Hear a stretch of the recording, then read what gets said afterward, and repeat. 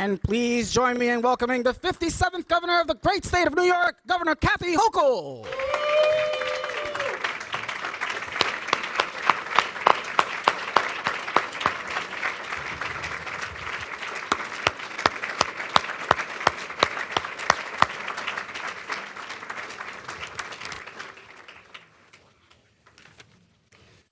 Good morning, everyone, and welcome to New York Law School. We are extraordinarily proud to be part of this auspicious day for democracy and voting in New York, and welcome the governor and so many leaders from our state and city, as well as neighboring states. We here at New York Law School consider ourselves New York's law school and pride ourselves on promoting civic engagement, justice reforms, and promoting the breaking down of barriers that prevent individuals from full participation in the democratic process.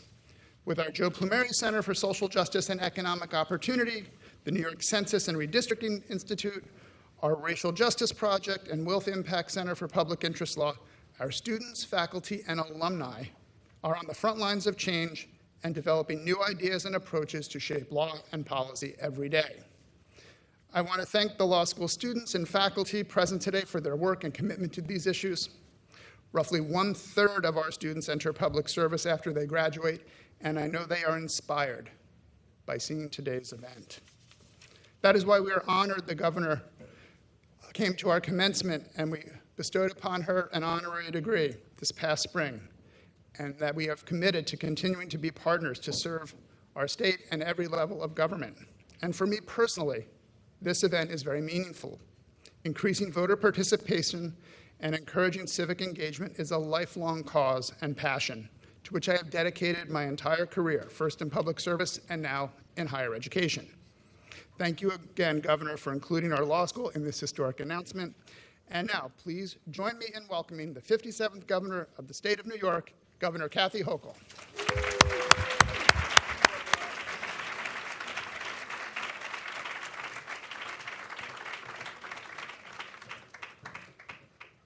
Thank you, Dean. It's great to be back here. And we spoke about democracy when I addressed the students at the commencement. And it was a great day as I knew that 1/3 of them would go forth and serve in public life, which is quite extraordinary.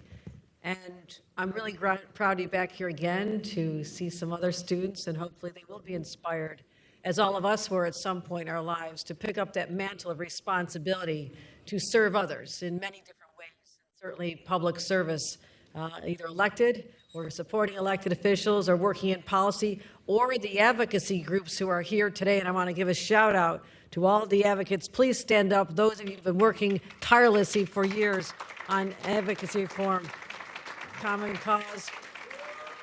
There.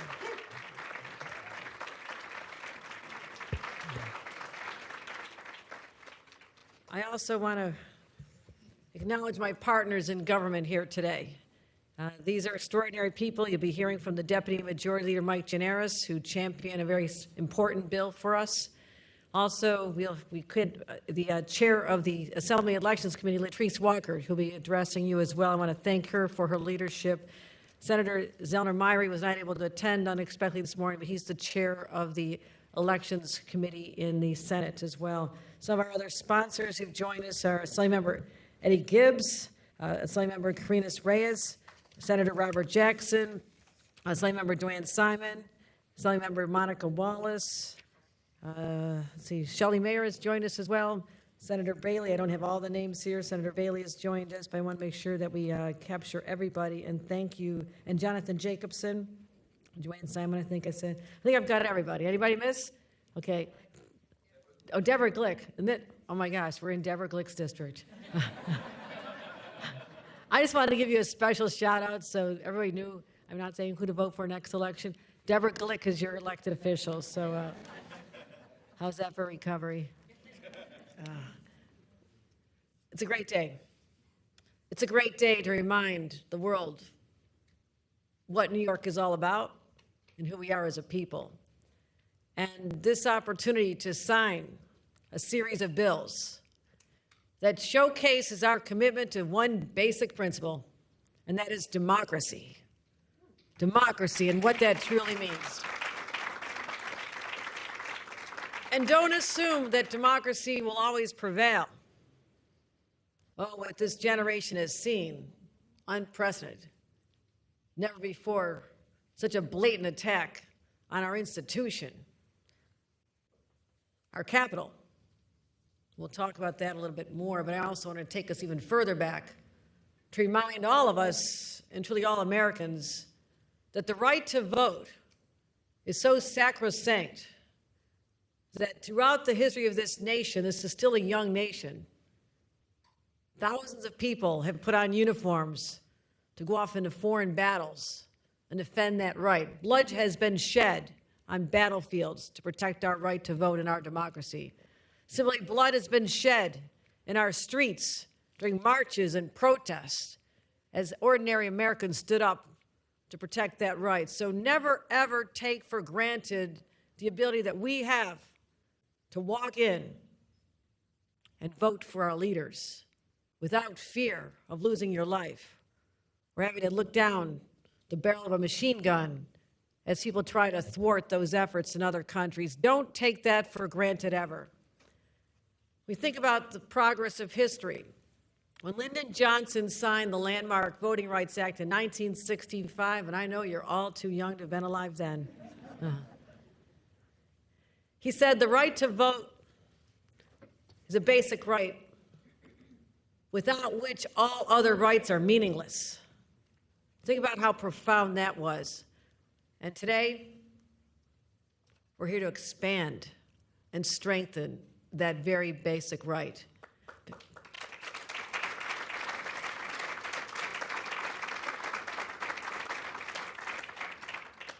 And to the voters, you may not care exactly about the person on the ballot necessarily. You don't have to love all of us when we're on the ballot. But also the issues that are on the ballot every time you cast a vote. If you care about reproductive freedom, you need to vote. If you care about our environment, you need to vote. If you care about LGBTQ rights, you need to vote. Because all the rights we have, protecting our right to be safe from gun violence, ensuring that we can create new jobs, all of those are on the ballot. All of those run through the ballot box. Remember that. That's why voting is so important. You're deciding your own destiny by showing up to vote. And what I need are allies. I need other soldiers to march forward in pursuit of this, because it can slip away. Because as we're seeing all across America, the right to vote is literally under attack. I could not have imagined as a child that I'd be standing here as an adult having to say we have to fight to defend the right to vote in America. It is shocking. It is shocking. And we all saw, as I mentioned, what happened on January 6th a few years ago. January 6th is always going to be part of our psyche. When we think about 9/11, certain images arise, right? When you say January 6th for the rest of our lives, the images of people dressed for battle, climbing the walls, breaking windows, attacking people in our capital, a place that I revered as a young staffer, a place that I was honored to represent my district in as a member of Congress. But beyond just what you saw, those violent images of our nation under attack, and would we still survive by the end of the day? Would the election be certified? That was in jeopardy during those fateful hours. But I want you to be aware that it didn't end on that day. There's a more sinister, slow motion insurrection going on. A little more under the surface, perhaps, than what we saw on January 6th. But it's happening quietly in Republican-controlled state legislatures all across America. It's happening. The Supreme Court also gutted the Voting Rights Act a decade ago. At the time, since then, 29 states have already passed over 100 voter suppression laws. They're not doing what we would do here in New York, which is expand and bring more people to the process and empower them. They're stripping away these rights. They're doing the exact opposite of what needs to happen.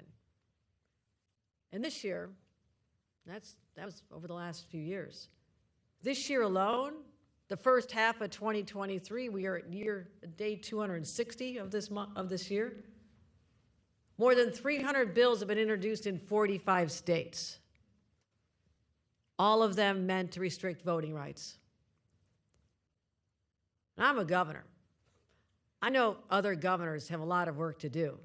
You are fighting to protect your climate. You're trying to bring new jobs. You're trying to build infrastructure. You're trying to take care of child care and invest in education. I know there's a lot of other things that need to be done, but to think that this is a priority in 45 states, that, oh, what's on your agenda, governor and state legislature? Oh, let's see if we can do more to take away voting rights. I assure you, you have other things to work on. And start prioritizing what matters. Start prioritizing what matters. But right now, as a result of these efforts, 160 million Americans live in states where it's harder to vote today than it was just a few years ago. That is an indictment on our country. You know, and it's happening, you feel like it's just being stripped away kind of slowly, right? I read a lot of Ernest Hemingway. I like the short sentences. He wrote about how you go bankrupt. It happens gradually until a point all of a sudden it's sudden. It's the same about losing your democracy. The rights are eroded away over time and maybe you don't quite notice it. And all of a sudden they're gone. That's what we have to protect against. That's why we're here today. And this well-coordinated, well-funded attack is also an attack on the voting rights of marginalized communities, all under the pretense of maintaining election integrity. They're making assumptions that certain communities are going to vote in inappropriate ways, when in fact it's simply a way to suppress the vote that they know will not be with them. I'm not being cynical, I'm stating a fact. Republican lawmakers are emboldened by what's going on in their own party by the so-called leader, former president, who's under indictment for trying to overturn an election, but this is their spiritual leader when it comes to voting issues. And what has happened, this is threatening the very foundation of our nation.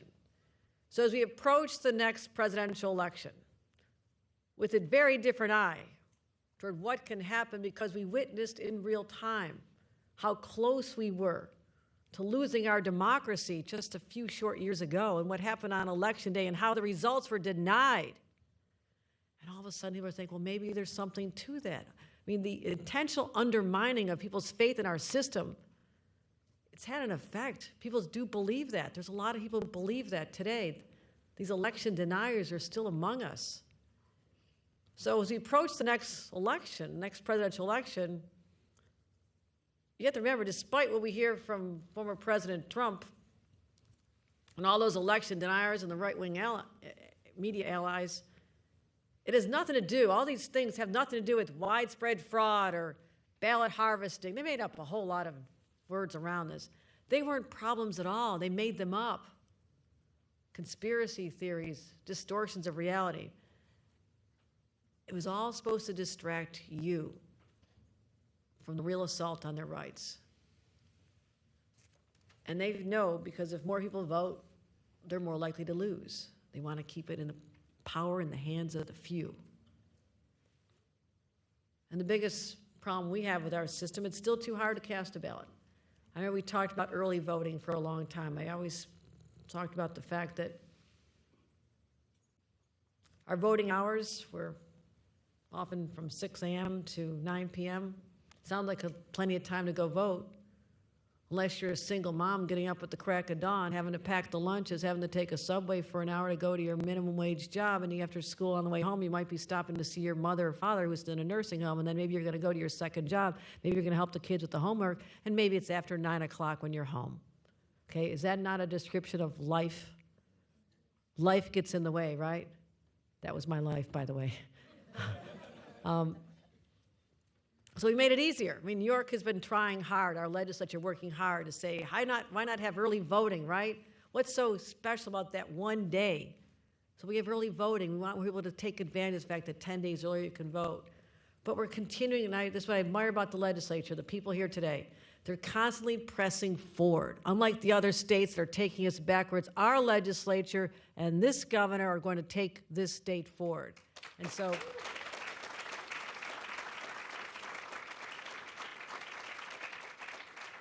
the communities that are under attack are the individuals who are having their rights stripped away, especially in communities of color, poor people, people with disabilities. It shouldn't be so hard. And in New York, we'll always be that beacon, that place that people revere the right to vote. And that's what brings us here today. In a few minutes, I'll be signing an election reform package that expands access to the ballot box for all New Yorkers in countless ways. The new laws will build on the John Lewis Voting Rights Act we signed last year, which targeted voter suppression and deception and intimidation. I was really proud to sign that. I'd gotten to know John Lewis when we served in Congress together. What a great, great man. You knew you were in the presence of a man who made history, and it was humbling for me. And our laws are going to modernize and improve every step of the process, from registering to casting your ballot to the Electoral College. It includes a law that allows every New Yorker to vote early by mail. Thank you, Majority Leader Mike Gianaris.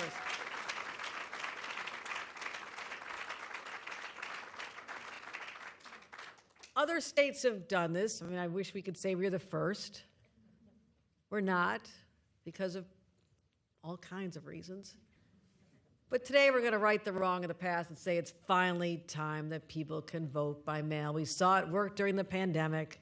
We can do this. And we know that every day people are so busy. I just described what a day is like. And it's just, why not? Why not?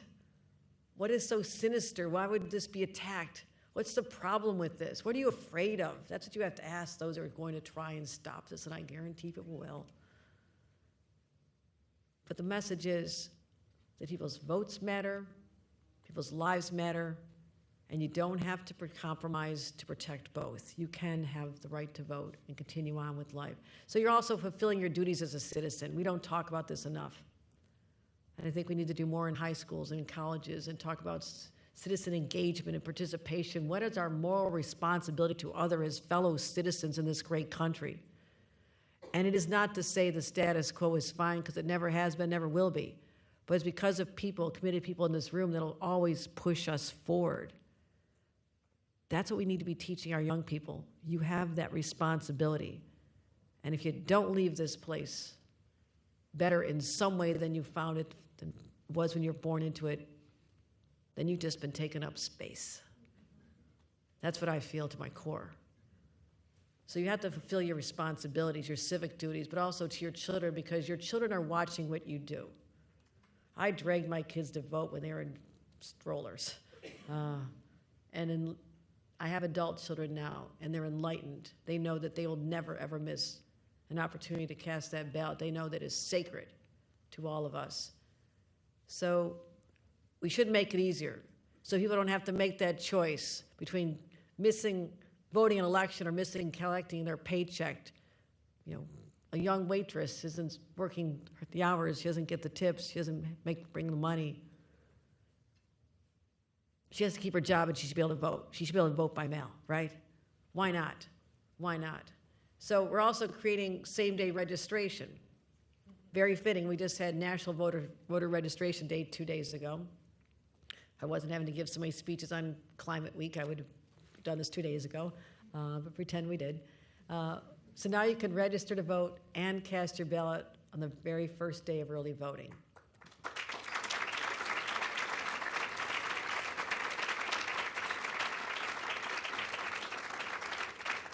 As I mentioned, young people, civic education. Part of that can be getting kids to register to vote when they're 18. We've done that. But also, what about pre-registration? What about getting them thinking about this responsibility as part of the civic lesson, social studies teachers? Let's talk about this. So we are signing a law today that'll expand registration, pre-registration, and voter education programs in schools. So when everybody's 18, they are primed and ready to go. Primed and ready to go.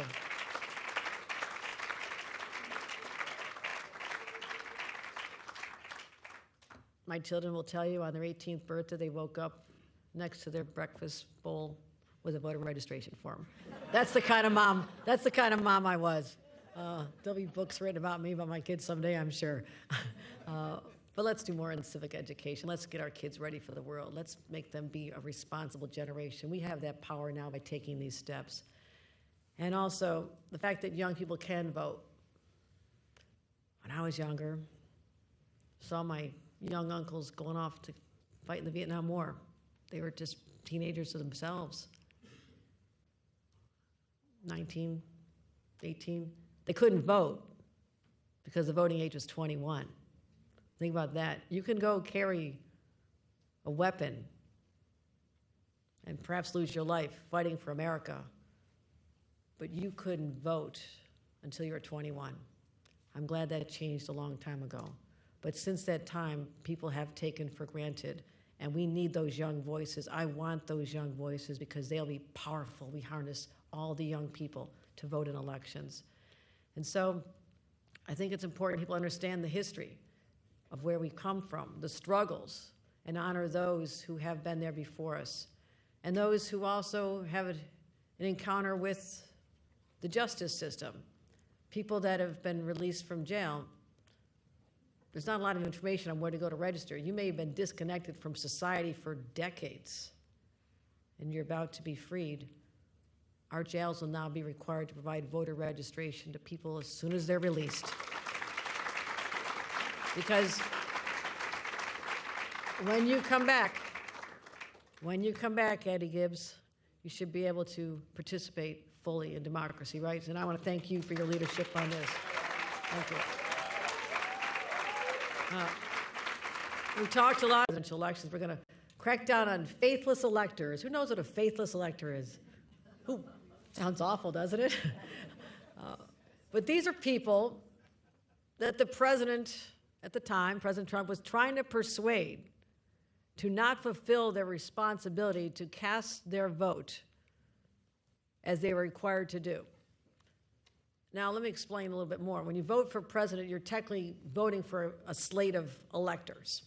I was once an elector. New York has 29 because we have 29 congressional seats. When they meet, they're supposed to elect the ticket that won, right? It's supposed to be procedural. But this is where Donald Trump and his henchmen were trying to figure out a way, like, we can stop these people from casting their vote and really flip to me. I can win. Oh, you can't make this stuff up. But believe me, you're going to see a lot of it over the next couple of years in court. But under the new law, electors who subvert the will, if they attempt this, the consequence is you're going to resign. You will not be able to be seated as an elector. Bye-bye. Don't even try it.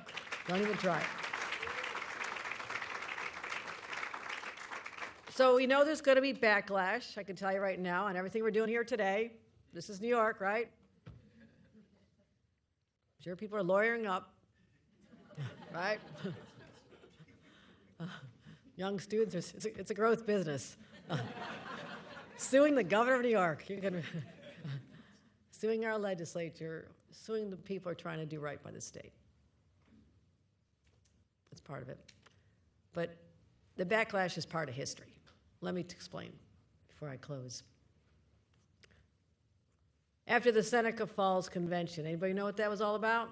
All right, Seneca Falls. 300 women and a few courageous men, one of which was Frederick Douglass, showed up in the middle of a tiny, tiny community in upstate New York. They were so angry, these women. They were so fed up with being treated like the property of men. They had their declaration, their sort of Bill of Rights, they called it. And the words are still on the wall when you go visit Seneca Falls, and you can feel the anger dripping from every single word. These women were not happy. And they wanted the right to vote. And at the time I read this, when we celebrated the 100th anniversary of the right to vote here, there's a little newspaper called the Lowell Courier.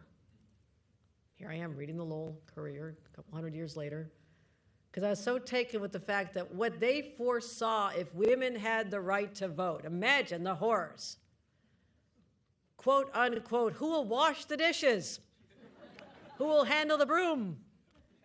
And my God, who will darn the stockings? Now, I don't know if a lot of men were walking around with holes in their socks after women got the right to vote. I never bothered to check. But this is what would happen if women had the right to vote. So, I want to also talk about what was talked about with the Voting Rights Act in 1965. Senator Strom Thurmond argued that the Voting Rights Act would lead to despotism, and tyranny. Tyranny if we allowed people of color to vote in this country. That wasn't that long ago. So the point is, I'm trying to make it because you're going to see these same dark forces unleash as a result of what we do in here today. It's coming. It's the same fear-mongering that has attempted to stop progress throughout our entire history. Same arguments whenever we try to expand the right to vote. But I say this. Go ahead. Bring it on, because there's always going to be more good people than not. We'll continue to march toward progress together. We will not be deterred. And in fact, any challenge will only embolden us to do more, because this is on the right side of history. This is what you're witnessing here today. Doing the right thing, because voting, to me and to the state, is precious. It is sacred, and every one of us has a responsibility to expand it, to make it more available. So if you don't want to expand the right to vote, here's where you fall. You can either be on the side of democracy or against democracy. That's how you'll be defined. What do we owe the people who came before us? What do we owe the John Lewises? What do we owe Medgar Evers, shot down in his driveway by white supremacists?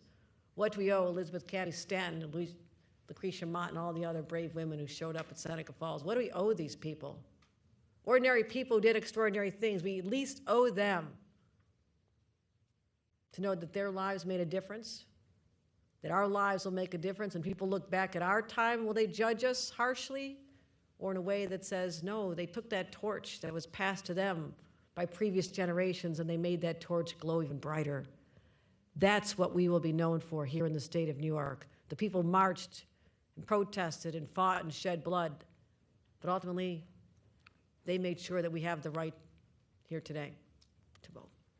That's what we're protecting. Thank you. Thank you. So,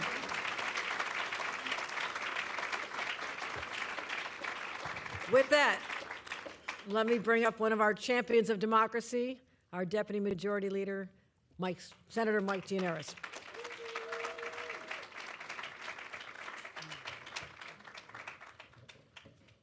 Thank you. Good morning, everybody. Let me begin first and foremost by thanking Governor Hochul, once again standing strong as a champion of democracy and democratic principles at a time when, as she so eloquently put it, there is a battle going on across this country for our democracy. And today we are making the statement once again that New York stands on the side of democracy, on the side of democratic principles, on the side of keeping this country what we love about it, and will preserve going forward while others are doing the opposite. I bring greetings from the leader of the Senate, Andrea Stewart-Cousins, who actually has one of the bills that is being signed today as well. And we have a number of senators who are carrying the various legislative proposals in this package, many of whom are here. Senators Skoufis, Bailey, Mayer, and Jackson. I know Senator Comrie and Senator Kavanaugh also had bills. And I must say a word about the one senator who I'm most upset couldn't be here today. That's Senator Zellner Myrie, who is the chair of our Elections Committee, who has done such great work in this area. The governor mentioned early voting, which is one of the reforms we are most proud of since we took the Senate majority. Zellner Myrie was in his first day in the Senate, just had gotten elected, not just a freshman in his first term. His first day was the first day of session, and he had to stand up and debate that bill. In his first day, he took steps into the Senate chamber, and he did a phenomenal job and has continued, as he likes to put it, taking New York from worst in terms of our election laws to first. And today is another great step in that direction. It should be a fundamental principle of democracy that the more people vote, the better it is. The more eligible voters are participating in the process, the more they will be invested in their government, the more the government will reflect the actual will of the people it represents. And yet, there are people who are seeking to increase their power by denying it to the average citizens of this country. And it's happening in states all over the United States, but not in New York.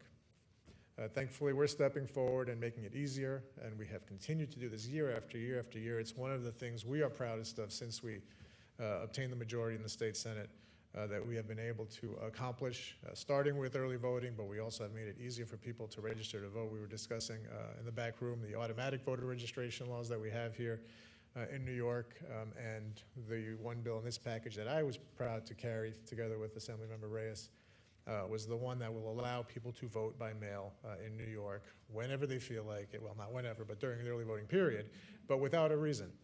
Up until now, our laws have required people to have an excuse to vote. And during the pandemic, COVID exposure was recognized as an excuse. And what we saw during that period was so many more people chose to avail themselves of the opportunity to vote by mail. And the question then becomes, as the governor put it, why would we not want people to have this opportunity to make it easier for them to vote, to make it more available for thousands of New Yorkers to vote, people who work and have a difficult schedule and have trouble voting in the designated hours. The early voting hours are not the easiest to understand. They bounce around from day to day to make it easier for some people who work late or some people who work early. But if you know you can just ask for a ballot during the early voting period, fill it out, and send it back in time, and it will count. That will make it so much easier for so many more people to vote. It is something we have been using for the last several years during the pandemic. It is something other states have been doing for decades without controversy, without questions about the results. And the only reason why people would oppose it is because they don't want you all to vote. And that should tell you all you need to know about people who would spend their resources and their time opposing not just that bill, but all the ones that are up here today. It will be opposed by people who oppose democracy. And that is not hyperbole. It will be opposed by people who don't want people to vote. And that's why I'm proud to be here today and celebrate the signing and thank the governor once again for her great leadership in advancing these election reforms. It is not always the sexiest issue. You know, people are without housing, people are not getting adequate education, people are in debt. There are a number of pressing issues that weigh on New Yorkers' minds.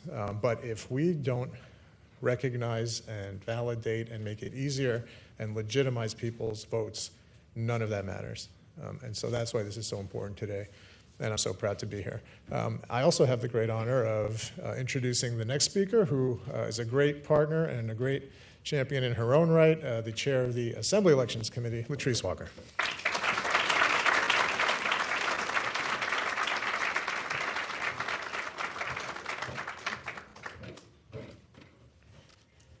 Good morning, everyone. And of course, thank you so much to Governor Hochul and to, sometimes I would say my work husband, Senator Gianaris. Congratulations, by the way, on your recent nuptials. And it's also a pleasure to be here, of course, with a number of my colleagues, many of whom have already been named. I do want to say that in addition to, of course, all of the amazing people at Seneca Falls and who fought for voting rights across our country, there is also a woman named Sojourner Truth. And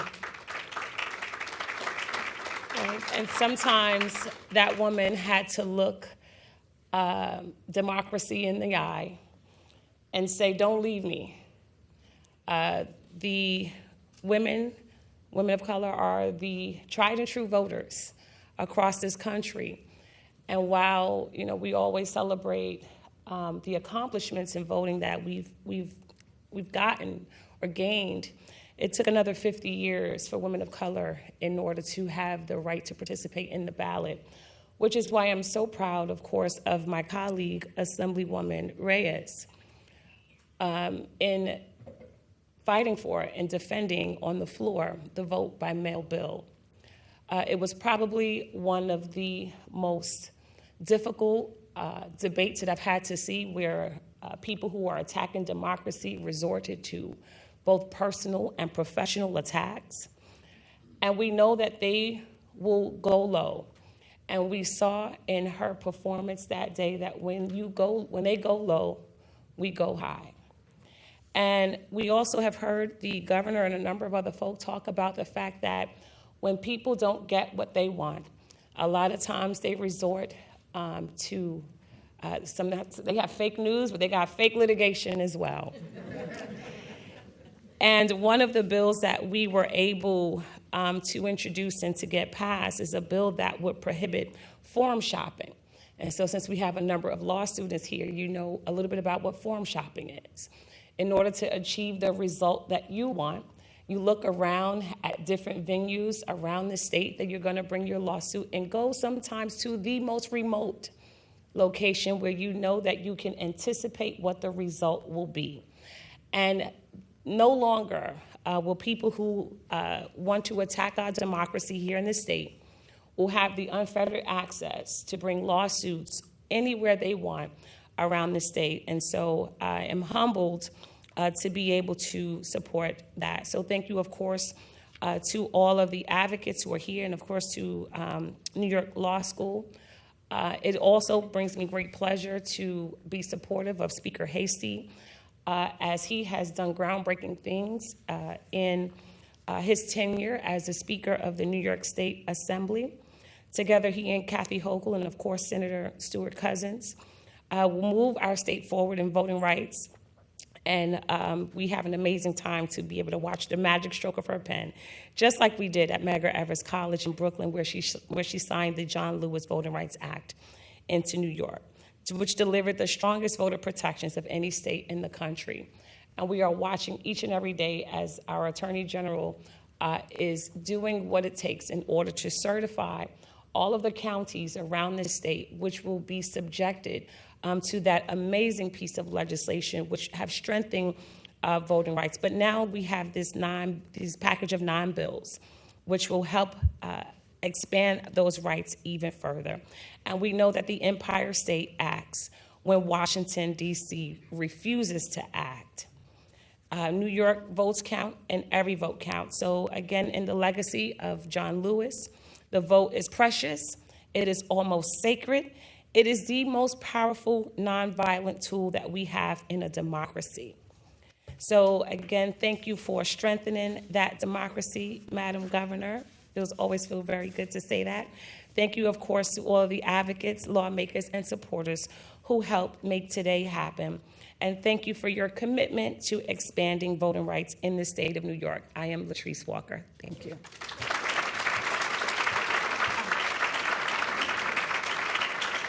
Please remain seated for the bill signing and as we take photos.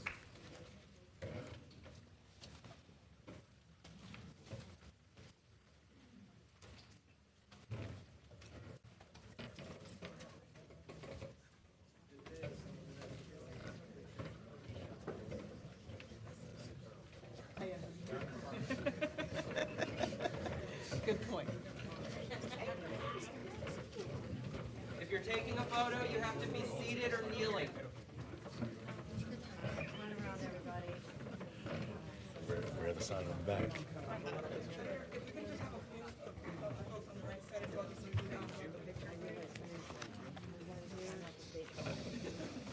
to stand behind Shelley and I'll be seeing.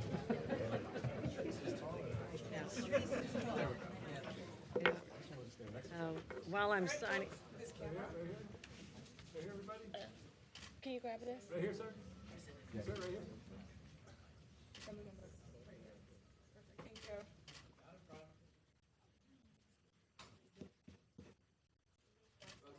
iPhones down. I also, bill is signed. The bills are signed. I also want, as a point of personal privilege, ask Senator Eddie Gibbs to say a couple of words, because there's a very personal reason why his work means so much to him. And I just wanted, while he has his beautiful grandchildren here, I just want him to say a couple of things. So. Thank you, Governor. Thank you, Governor. Well, good morning. Good morning. Today is a historic day for New Yorkers. I want to thank Governor Hochul, my Assembly Speaker, Carl Hasty, our Senate leader, Stuart Cousins. I want to thank my Senate colleague and my brother, Jamal Belly, my friends, colleagues, and my entire team for being here today. Just simply want to say a few words. Formerly incarcerated people, once released, are confused as to their voting status. State prisons provide voting rights notices upon release. However, local correctional facilities like Rikers Island and other county jails in New York do not. That's why I joined with my senator colleague, Jamel Bali from the Bronx, to write New York State Formerly Incarcerated Voter Protection Act. It's a new law that will require all local and county jails to provide notice of voting rights to people being released so that they will know whether and when they are eligible to vote, how to register to vote, and have information about the mechanics and importance of voting. As the first formerly incarcerated male to serve in public office in New York State and any state government in the United States, this law is near and dear to my heart. Recently,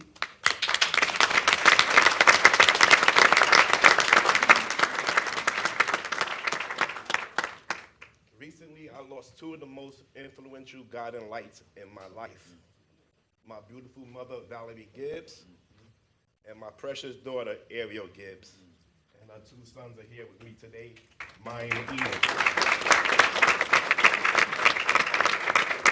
The love and strength of both my mom and my daughter have kept me sane and focused since I've been home, and every day I strive to live righteously and honor their memories through my public service. As you can see, today I'm wearing custom painted pink Nike Air Force Ones. In East Harlem, we call them Uptowns. And on my Air Force Ones, I have their names engraved, my mother and daughter names engraved, along with this bill number and my former state correction ID number.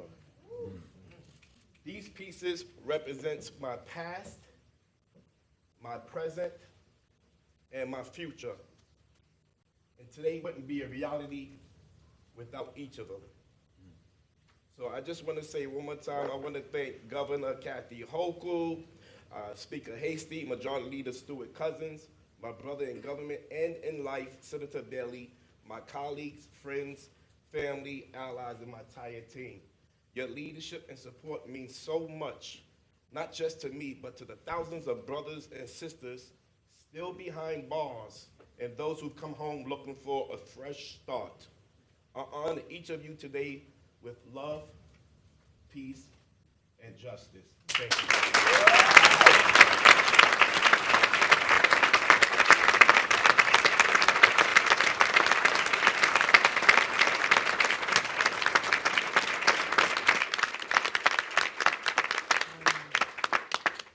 Thank you, everyone. Double. All right. Get everybody back here. Thank you, Governor.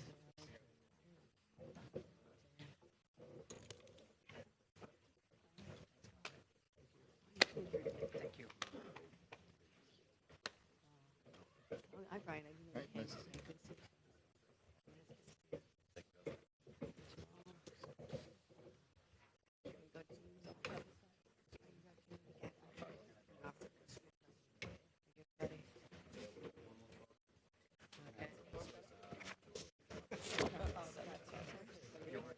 We're going this way.